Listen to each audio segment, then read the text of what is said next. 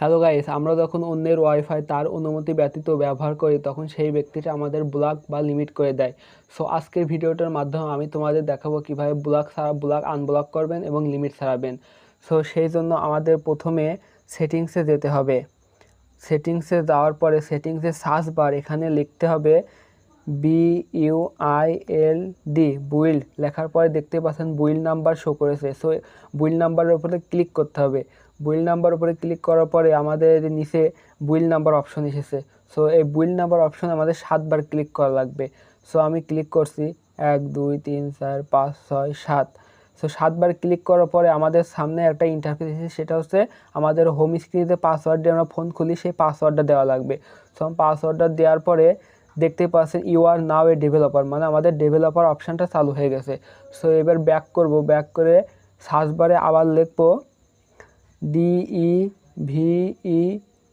DEVELO developer. এই developer অপশনটা আমাদের সামনে আসবে। সো এখানে ক্লিক করতে হবে। ক্লিক করার পরে নিচে দেখছেন ডেভেলপার অপশন। সো এখানে ক্লিক করলে আমাদের নিচে স্ক্রল করতে হবে। নিচে স্ক্রল করতে করতে এই যে এখানে ওয়াইফাই নন প্রেসিডেন্ট ম্যাক র্যান্ডমাইজেশন, সো এইটা শুধু ওপেন করতে হবে। এটা অফ থাকবে, শুধু ওপেন করে দেবেন। ওয়াইফাই নন প্রেসিডেন্ট ম্যাক র্যান্ডমাইজেশন এটা অন করে দেবেন। অন করলেই খেলা শেষ। সো আমাদের ব্যাক করতে হবে। ব্যাক করার পরে আমাদের ওয়াইফাই অপশনে যাওয়া লাগবে।